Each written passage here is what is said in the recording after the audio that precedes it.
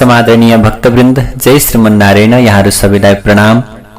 हरिशयनी एकादशी तथा तुलसी रोप्ने दिन विशेष यो नयाँ श्रृङ्खलामा यहाँहरू सम्पूर्णलाई म हार्दिक स्वागत गर्दछु। भक्तवृन्द, विक्रम सम्वत 2080 साल असार महिनाको 14 गते बिहिबारका दिनमा हरिशयनी एकादशीको पावन पर्व र यसै दिनमा हामीले तुलसी रोपण गर्दछौं। तुलसी सार्ने दिन यो दिन रहेको छ र विशेष गरेर निर्जला एकादशीका दिनमा तुलसीको बिउलाई हामीले जमाएका हुन्छौं, तुलसीको बिउ राखेका हुन्छौं र निर्जला एकादशीमा बिउ छरिएकी र योगिनी एकादशीमा गोडमेल गरिएकी, सुरक्षा गरिएकी तिनै तुलसीलाई हामी हरिशयनी एकादशीका दिनमा विशेष गरेर तुलसीको मठमा, आफ्नो घरमा अथवा आफ्नो घरको तुलसी राख्ने ठाउँमा हामीले सार्ने गर्दछौं। तुलसी एउटा वनस्पति मात्र नभएर तुलसी हामी सबैका निम्ति अत्यन्त प्रिय छन् र तुलसीले हामी सबैको रक्षण गर्ने यो प्रकारको कार्य गर्दछिन् र भगवान श्रीहरि, भगवान विष्णु शयन गर्ने भएको हुनाले हरिशयनी एकादशी भनेर यो दिनलाई चिनिन्छ र यही दिनमा तुलसी रोपण दिन अथवा तुलसी रोपण गर्ने दिन पनि यसै दिनमा हो र भगवान श्रीहरिलाई सम्झिँदै व्रत बस्ने, उपवास बस्ने, कथा सुन्ने र तुलसीको रोपण समेत गर्ने यी दिनका विशेष प्रकारका कर्म हुन् र हरिशयनी एकादशीलाई देवशयनी एकादशी पनि भनेर भन्ने गरिन्छ। तुलसी अब जो आज हामीले रोपेका हुन्छौं अर्थात् हरिशयनी एकादशीमा जो तुलसीलाई हामीले रोप्दछौं तिनै तुलसीको हामीले मठमा रोपेर विशेष पूजा आराधना गर्दै हरिबोधिनी एकादशीको दिनमा भगवान श्री विष्णुसँग तुलसीको विवाह गर्ने यो प्रकारको शास्त्रीय विधान छ र तुलसीले हाम्रो घरलाई पवित्र पार्दछिन्। जसको कुनै तुलना हुन सक्दैन तिनी नै तुलसी हुन् र तुलसी देख्दा मात्रै पनि, स्पर्श गर्दा मात्रै पनि हामी पवित्र हुन्छौं, हामी भित्रका समस्त प्रकारका पापहरू नष्ट हुन्छन्। त्यसै गरेर तुलसी घरको अगाडि सार्दा बित्तिकै हाम्रो घरमा कुनै प्रकारको वास्तु दोष हुँदैन र भूत प्रेत आदि जस्तो नकारात्मक शक्तिको वास पनि घरमा रहँदैन। त्यसैले हरेक घरमा तुलसी हुनुपर्छ, तुलसीको नित्य सेवा हुनुपर्छ। राम्रोसँग रोपिएकी, जल चढाइएकी, राम्रोसँग पूजा गरिएकी र परिक्रमा गरिएकी तिनै तुलसीले हामी सबैको रक्षा गर्छिन्। आयुर्वेदमा पनि तुलसीको ठूलो महत्व छ, स्वास्थ्यका दृष्टिकोणबाट पनि तुलसीको अत्यन्तै ठूलो महत्व छ र धार्मिक हिसाबबाट पनि तुलसी हामी सबैकी सर्व पूजनीय अथवा सर्वपूज्य हुनुहुन्छ। त्यसैले हामीले पवित्र स्थानमा उमारिएको तुलसीलाई हरिशयनी एकादशीका दिनमा राम्रोसँग तुलसीको मठमा सार्ने गर्दछौं। र आउनुहोस् अब सबैभन्दा पहिले हामीले तुलसी रोपण कसरी गर्ने यो विषयमा जानकारी लियौं।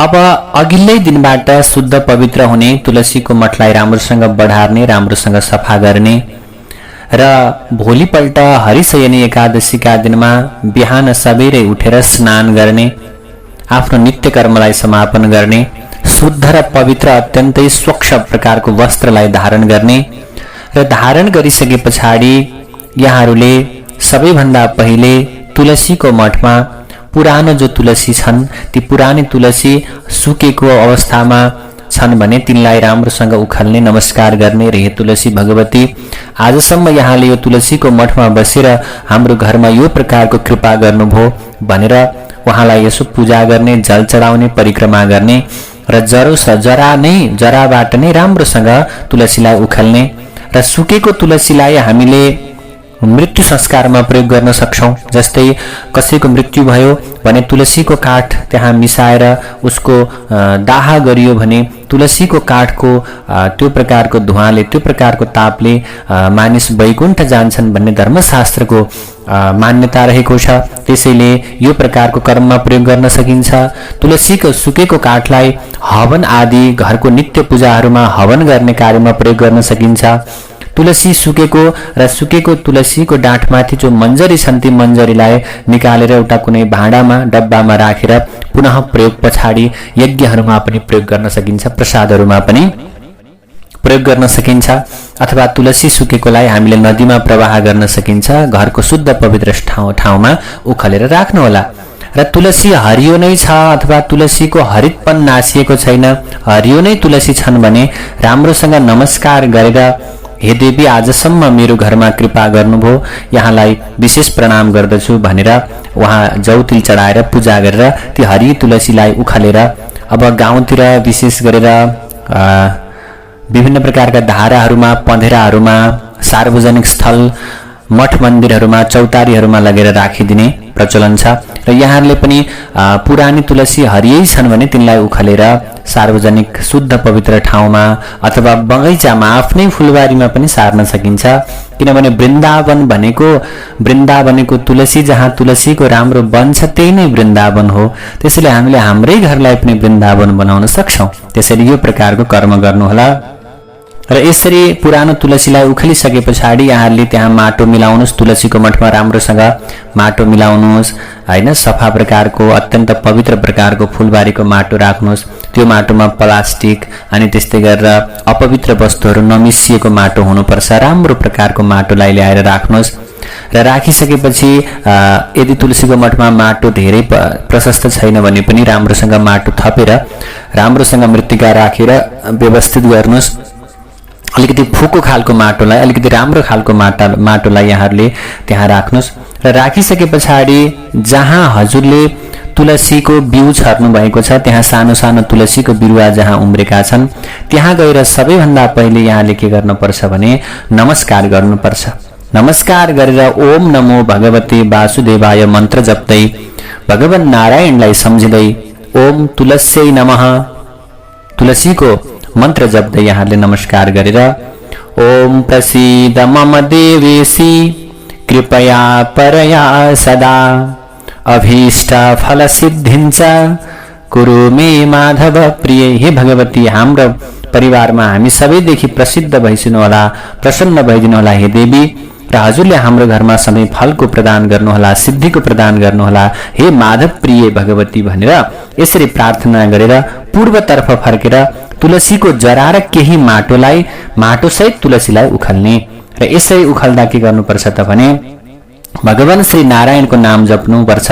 ओम नमो भगवते वासुदेवाय मन्त्रको उच्चारण गर्दै यसरी जमाइएको ठाउँबाट उखालिएकी त्यो बिरुवालाई, तुलसीको बिरुवालाई यहाँले के गर्नुपर्छ, तुलसीको मठमा ल्याएर पूर्व फर्केर नै आफ्नो मुख पूर्वतर्फ फर्काएर पूर्व फर्केर के गर्नुपर्छ, तुलसी रोपण गर्नुपर्दछ। रोपेपछि राम्रोसँग जल चढाउनुहोस्, राम्रोसँग माटोलाई मिलाउनुहोस् र मिलाइसके पछाडि यहाँले के गर्नुपर्छ भने तुलसीको प्रार्थना गर्नु, तुलसीको पूजा गर्नुपर्छ। तुलसीका विभिन्न प्रकारका नामहरू छन्। वृन्दावनिम विश्व पूजिताम विश्व पावनिम पुष्पसारम नन्दिनीञ्च तुलसीम कृष्ण जीवनम। यस्ता भगवतीका नामहरू छन्। यी नामहरू उच्चारण गर्दै यहाँहरूले नमस्कार गर्ने र यो प्रकारले ती तुलसीलाई रोपिसकेपछि राम्रोसँग चन्दनले, अक्षता जौतिलले राम्रोसँग पूजा गर्नुहोस्, जल चढाउनुहोस् र जल चढाइसकेपछि धूप बत्ती गर्नुहोस्, धूप बाल्नुहोस्, अलिक टाढाबाट ज्योति बाल्नुहोस्, आरती गर्नुहोस्, तर अलिक टाढाबाट गर्नुपर्छ। तुलसीको नजिकै आगोका पदार्थहरू भनेको मतलब धूप दीपहरू बाल्नु हुँदैन, अलिक टाढाबाट अलिकति देखाउने मात्रै हो। तुलसी भगवतीलाई नजिकैबाट आरती गर्ने त्यो प्रकारको कर्म गर्नु हुँदैन, जसले गर्दा तुलसीलाई असर पुग्न सक्छ। त्यसैले अलिक टाढाबाट नै यहाँले के गर्नुपर्छ, तुलसीको आरती गर्नुपर्छ। आरती गरिसकेपछि के गर्नुहोस् भने परिक्रमा गर्नुहोस्। दाहिने तर्फबाट तुलसीको मठमा यहाँ परिक्रमा गर्न मिल्ने छ भने परिक्रमा गर्नुहोस्। र विशेष गरेर वास्तुशास्त्र अनुसार, धार्मिक मान्यता अनुसार तुलसीको मठ ईशान कोणमा हुनु अत्यन्तै राम्रो मानिन्छ। र ईशान कोण घरको सम्भव नभए पनि हजुरको घरबाट हजुर बाहिर निस्किने बेलामा हजुरको दाहिने हाततिरको भागमा तुलसीको मठ हुनुपर्छ। अर्थात् हजुर घरबाट बाहिर निस्किने बेलामा हजुरको ढोकाको दाहिनेपट्टि भागमा तुलसीको मठ हुनुपर्छ भन्ने यो मान्यता छ। त्यसैले तुलसीको मठमा यहाँहरू के गर्नुहोस्, परिक्रमा गर्नुहोस्। राम्रोसँग तुलसीलाई रोपेपछि परिक्रमा गर्नुहोस् र परिक्रमा गरिसके पछाडि के गर्नु पर्यो भने तुलसीलाई प्रार्थना गर्नु पर्यो। तुलसी भगवती पनि लक्ष्मीकै अंश हुनुहुन्छ। त्यसैले तुलसीको दर्शन मात्रै गर्नाले पनि भगवान प्रति भक्ति जाग्दछ, विष्णुप्रिया तुलसी छन्, लक्ष्मीकै अंश हुन् भनेर शास्त्रहरूले बताएका छन्। त्यसैले हात जोडेर फूल लिएर नमस्कार गर्नु। वृन्दावनी विश्व पूजिता विश्व पावनी, पुष्पसारा नन्दिनी च तुलसी कृष्ण जीवनी, प्रसीद मम देवेशी कृपया परया सदा, अभीष्ट फल सिद्ध्यर्थम गुरु मे माधव प्रिय। यसरी तुलसीको प्रार्थना गर्नुस्, तुलसीको परिक्रमा गर्नुस् र जल चढाउनुस्, तुलसीको मठमा ढोक गर्नुस्। सबै घरका परिवारहरूले तुलसीलाई ढोक गर्नुस्। यो प्रकारले हरिशयनी एकादशीका दिनमा विशेष गरेर तुलसीलाई राम्रोसँग रोप्नुस् र बिहान राम्रोसँग पूजा गरिसकेपछि साँझको समयमा यहाँले तुलसी भगवतीको तुलसी जहाँ सार्नु भएको छ तुलसीको मठ, त्यो मठमा जुन खोपा हुन्छ त्यो खोपामा राम्रोसँग दियो बाल्नुपर्छ। तुलसी भगवतीलाई सम्झेर, भगवान माधवलाई सम्झेर दियो बाल्नुस्। र यो कर्म यहाँहरूले हरिबोधिनी एकादशीसम्म गर्न सक्नुभयो भने अझ राम्रो। सानो दियोमा राम्रो प्रकारले तेल राख्नुस्, राम्रो ज्योति राख्नुस् र ज्योति राखेर भगवानलाई सम्झिँदै तुलसीको मठमा लगेर राख्नुस्। र त्यो जो बत्ती छ बत्तीको मुख लगाइसकेसम्म पूर्व अथवा उत्तर फर्काउँदा अझ राम्रो। यसरी हजुरहरूले के गर्नुहोस् त, आफ्नो स्थान समय अनुकूल तुलसीको मठमा साँझको समयमा बत्ती बाल्नुपर्छ र बत्ती चाहिँ खोपामा बाल्नुहोला, अथवा अलिक खोपा यहाँको तुलसीको मठमा खोपा छैनन् भने थोरै तलपट्टि तुलसीको बिरुवालाई असर नहुने गरी यहाँहरूले बत्ती बाल्नुहोला। र यसरी यहाँहरूले यो प्रकारको कर्म गर्नुहोला र तुलसीको बिरुवालाई राम्रोसँग हुर्कने, राम्रोसँग जल राख्दै जानु, राम्रोसँग सेवा गर्दै जानु। र हरेक दिन व्यक्तिले तुलसीको परिक्रमा गर्दछन् भने त्यो व्यक्तिका समस्त प्रकारका पापहरू नाश भएर जान्छन्, रोगहरू नष्ट भएर जान्छन् भनेर शास्त्रहरूले बताएका छन्। त्यसैले यो प्रकारले तुलसीलाई यहाँहरूले रोपण गर्नुहोला। र घरमा तुलसीको बिरुवा जमाउनु भएको छैन भने अथवा यहाँले त्यो बेला कुनै जुठो सुतकका कारण रोप्नु भएको थिएन भने यहाँहरूले गाउँमा छरछिमेकमा पनि तुलसीको बिरुवालाई ल्याएर राम्रोसँग रोप्न सक्नुहुनेछ।